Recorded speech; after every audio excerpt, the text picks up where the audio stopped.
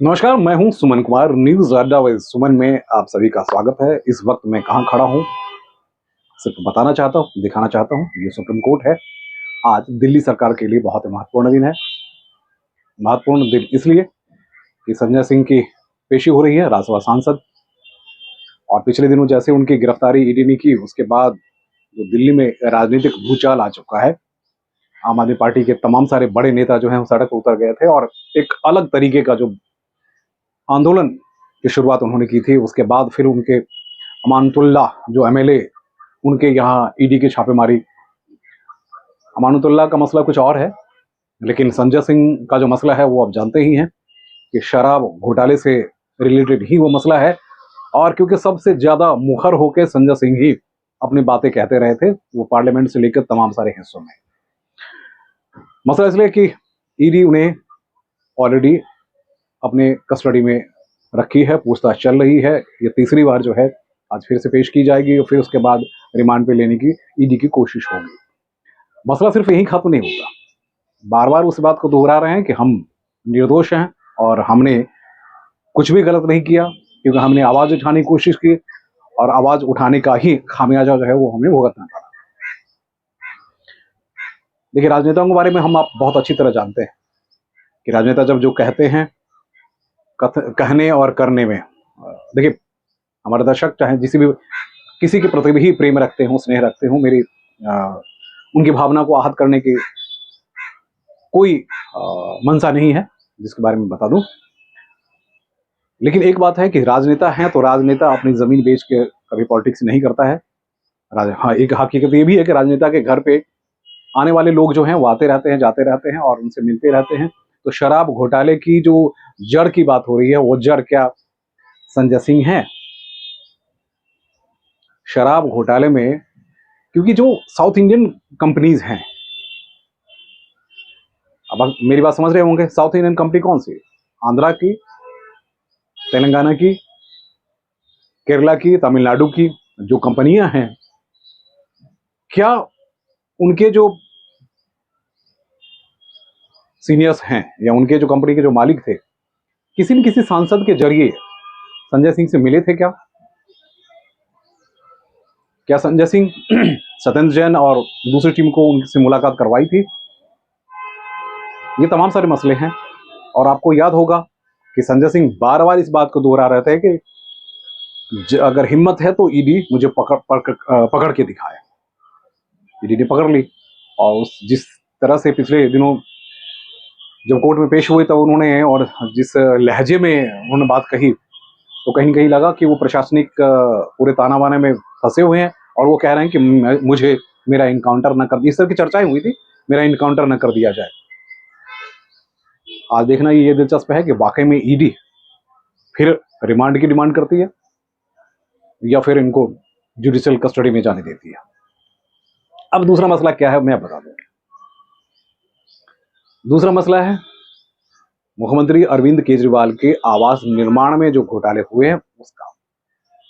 तो मेरे पीछे सुप्रीम कोर्ट से इसका लेना देना क्या है? तो दोस्त मैं बता दूं, सुप्रीम कोर्ट से इसलिए लेना देना है क्योंकि सुप्रीम कोर्ट में ही आज जो दिल्ली जल बोर्ड के इंजीनियर्स हैं वो आए हुए हैं। हाई कोर्ट से उनको राहत नहीं मिली थी और उनके खिलाफ टर्मिनेशन की जो कार्रवाई है, टर्मिनेशन या सस्पेंशन की जो कार्रवाई है, वो प्रोसीड करने की कार्रवाइयां जो है वो विजिलेंस डिपार्टमेंट ऑलरेडी कर चुकी है और दिल्ली जल बोर्ड को अपनी रिपोर्ट दे चुकी है कि उनके अगेंस्ट कार्रवाई की जाए। और मैं बताऊं, आप पिछले दिनों जब अथॉरिटी की बैठक हुई थी तो उसमें सीएम ने परमिशन नहीं दी, लेकिन बावजूद इसके अधिकारी उसको सस्पेंड करने में बहुत दिलचस्पी ले रहे हैं और सस्पेंड करना भी चाह रहे हैं। तो ये मसला है। अब यहां क्यों पहुंचे? अब यहां क्यों पहुंचे ये अधिकारी? क्योंकि आप जानते हैं कि निचली अदालत से उन्हें कोई राहत नहीं मिली। हाईकोर्ट गए थे, हाईकोर्ट ने कहा था कैट में चली जाइए।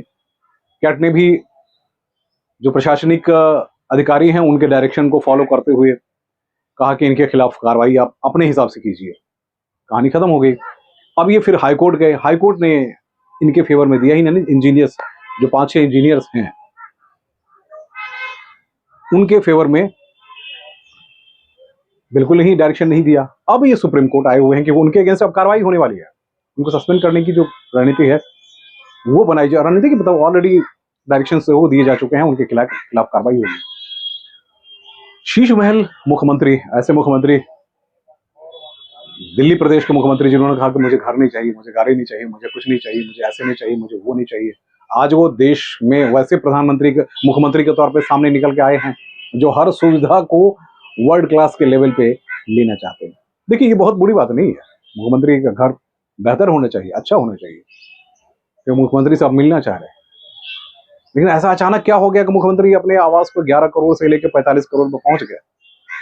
जिस अधिकारी ने उनके अगेंस्ट टिप्पणी की, उसको 2 मिनट में वहां से हटा दिया गया। उनके अलग अलग जो चहेते हैं उनके दो,